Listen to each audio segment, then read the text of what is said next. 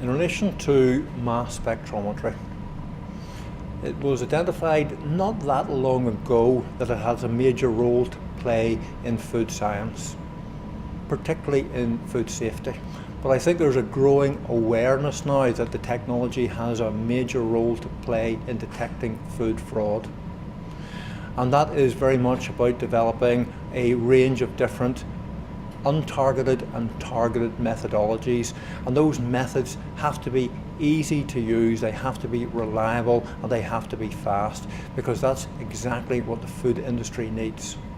Mass spectrometry is becoming much more reliable, it's becoming more user-friendly. The great difficulty is when you generate so much data. So my laboratory, we are now generating over 1 terabyte of data per week. What do you do with that information? So it is the ability of the software that supports the technology is probably the biggest demand now on the technology providers. Give us better software, that we don't have to spend days and days analysing the data which we were able to generate very quickly. So the impetus now is about getting better software packages, being able to do your biometric analysis, your chemometric analysis, that very quickly you will get conformity or non-conformity signals. Is this a sample that we have passed QC, or is it something that we have to do more work on? In relation to the feedback that we give equipment manufacturers, we do give them lots of information. We tell them how well we think the software functions, but we also tell them that, is it difficult to use? Is the interpretation of the analysis easy or difficult? Can our undergrad students start to use it as well? Because this is something that has to be used in food industries. It has to be easy to use. It has to be press button technology. So that's the interaction that we have with some of the leading mass spec companies. We do think we are at the cutting edge, particularly in relation to food fraud detection. So we will feed back to say, yes, the software package will deliver X, Y, and Z, but you know what? We need more than that.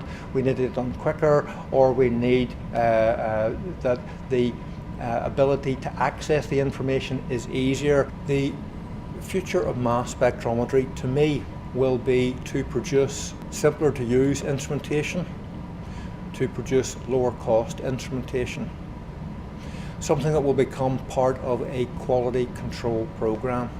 So when you think of industry at the minute, industry would not think of mass spectrometry as a tool that they would use. HPLC, very much accepted.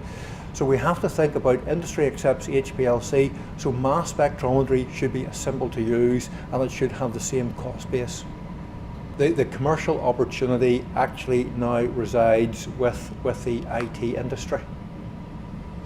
So what we're now seeing is the IT industry linking up very much with the instrumental manufacturers. In fact, a lot of the small IT companies you can see are being absorbed within some of the big corporations now because it's such an important part of the package. So probably less advances over the next 3 to 5 years, I believe, in the technology platforms. The advancement will be in the ability to analyse that huge amount of data that's generated.